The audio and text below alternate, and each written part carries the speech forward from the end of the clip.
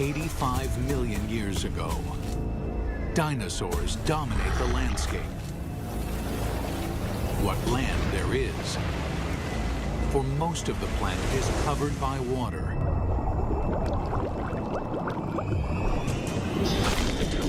These vast oceans are a cauldron of violence, a world much more dangerous than the land above.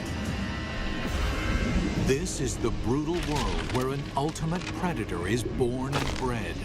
This Mosasaur was the most dangerous creature in the most dangerous ocean ever. It's 45 feet long. It's the size of a Greyhound bus.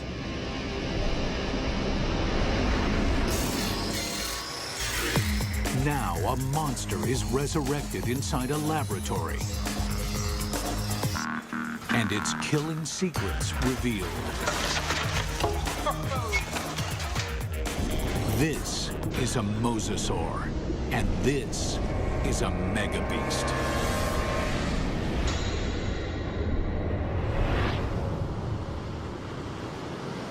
This is Mosasaur country. At least it was.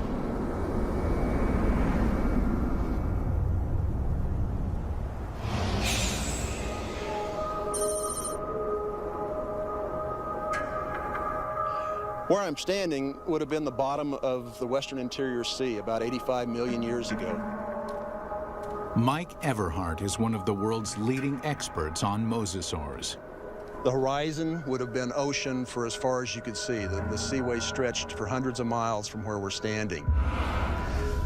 At this time, the climate is warmer, so there are no polar ice caps. Sea levels rise until well over 80% of the planet is covered with ocean. The center of North America was covered with water from Nevada to Missouri, from the Gulf of Mexico on up past the Arctic Circle. The floor of this ocean, known today as the Kansas Chalk, was created by billions and billions of nanofossils, the shells of tiny plankton that drifted down and were deposited on the seabed. What we're looking at here is literally hundreds of thousands of years of deposition on the sea bottom of the western interior sea. What we see back here is roughly an inch per 700 years to build up that much chalk. So there's untold billions of these animals there. And entombed in this chalk are giant fossils of Mosasaur. In the late 1830s, the bones of the beast are first uncovered in North America. This is where the mystery of the Mosasaur begins, because nobody can say just what this creature is. It is a question that first arises when a massive skull is found near the Meuse River in Holland. The first guy who looked at it thought it was part of a fossil whale. It was also thought to be the jaws of a crocodile, a giant lizard, and one person even suggested it was a dragon slain by a medieval knight. A French paleontologist described it as a mosasaur, meaning Meuse River reptile. Eventually, the American bones are matched up with the earlier fossil find in Europe and correctly identified as a mosasaur. Over the next 80 years, as scientists begin the serious hunt for dinosaur fossils, a pattern emerges. In every corner of the globe, they find mosasaur bones. This points to one conclusion: no other predator has ever dominated the planet like the mosasaur. This guy weighed 8 tons. It could easily swallow a full-grown human male whole, just like a tater tot. Scientists investigating mosasaurs realized that nothing on Earth could have stopped them. It took a cosmic catastrophe to end their reign.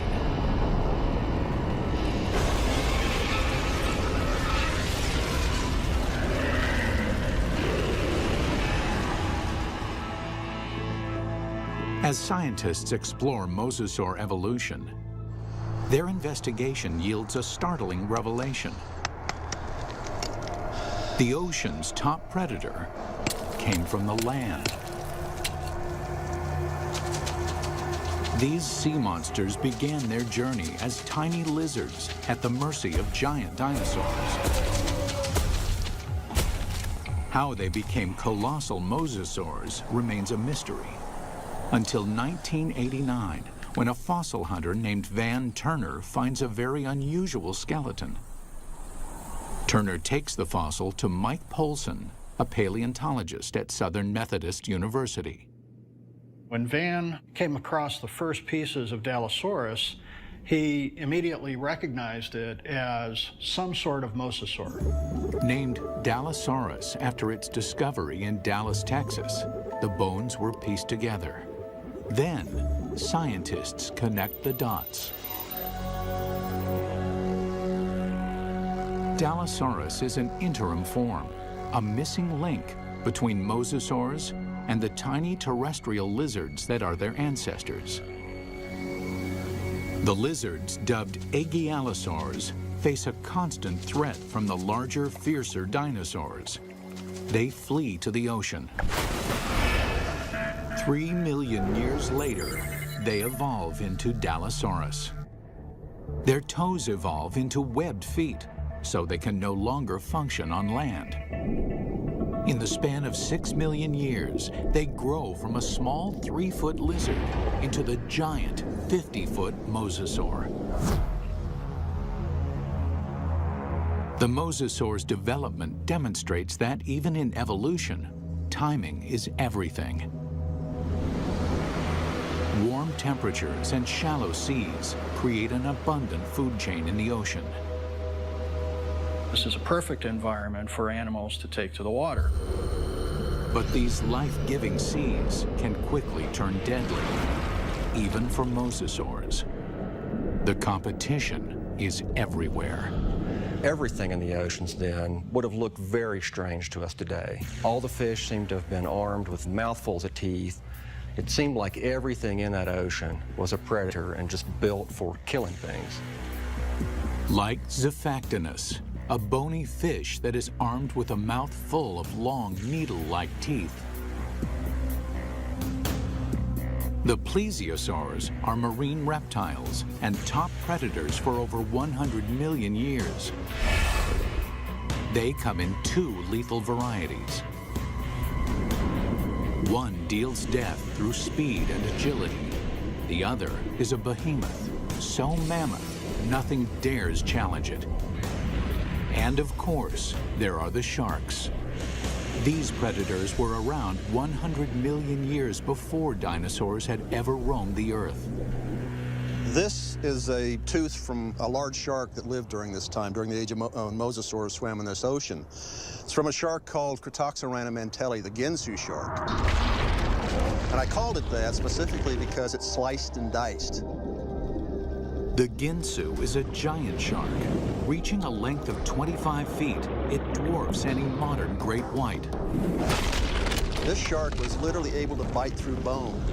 We know that because we find pieces of mosasaur that have literally been severed from the bodies, swallowed, partially digested, and then regurgitated again. To survive, Mosasaur had to change its land-based behavior, tearing out a place for itself at the very top of the food chain. But what allowed this creature to evolve into such a relentless killer? It's all in the bite. You'd probably be in shock after a bite like this.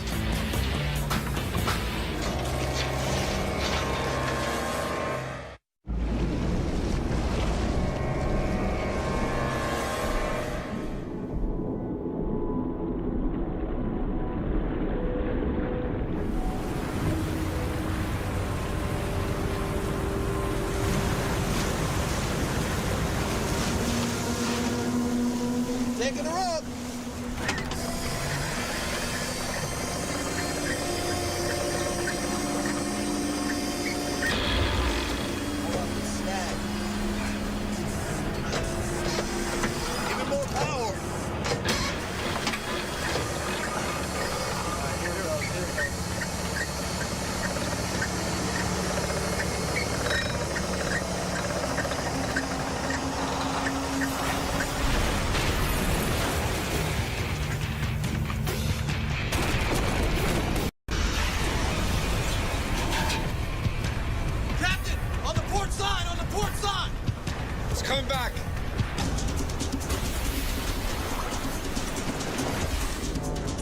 We humans got lucky.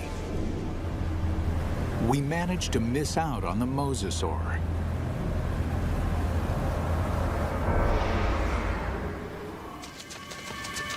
"95 million years ago, it is just a small lizard forced to flee into the ocean.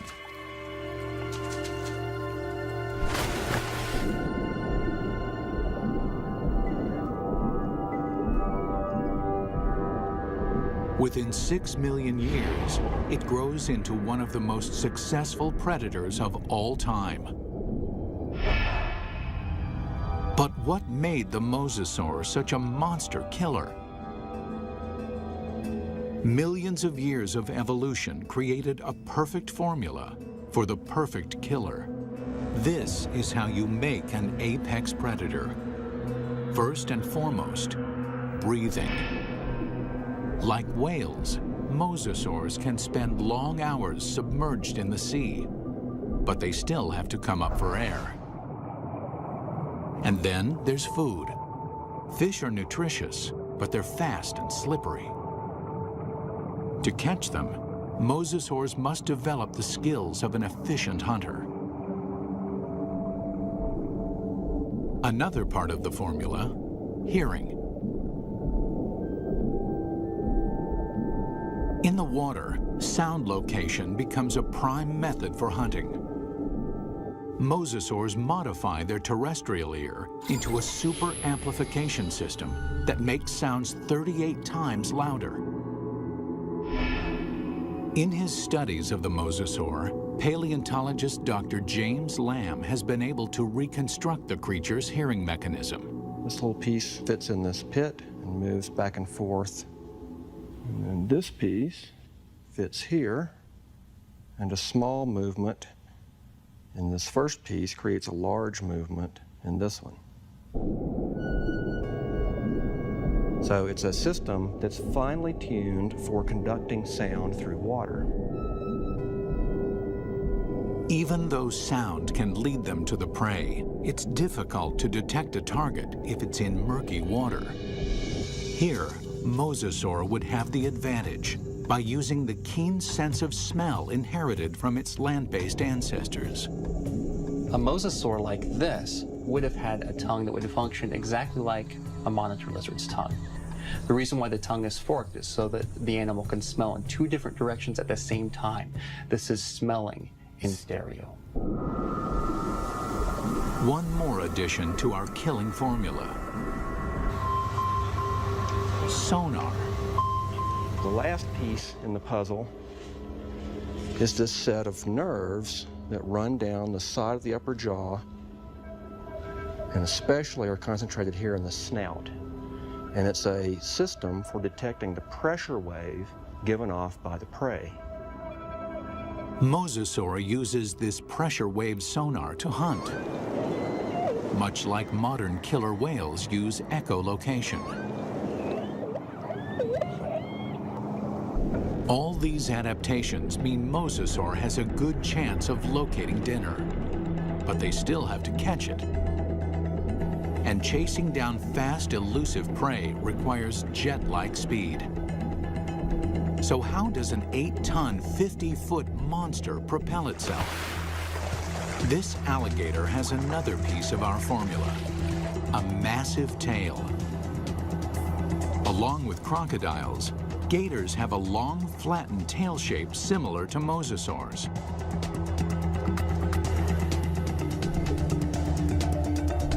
They use the whip-like action of their tails to move quickly through the water. One of the things you notice, first off, when you look at a mosasaur, is fully half the length is the tail. Mosasaurs retain their terrestrial lizard shape, except for the tail, which evolves from a round snake-like shape into a wide, flat paddle. If you look at the vertebra on the tail, they have expanded bony struts top and bottom for the swimming organ that helps them swim. Using modern gators and crocs as a comparison, scientists estimate a mosasaur can reach a top speed of 30 miles an hour. Its whip-like tail is good for quick acceleration, but not sustained high-speed chases. Fish are built to swim fast and far. Mosasaurs won't win a marathon, so they have to strike quickly.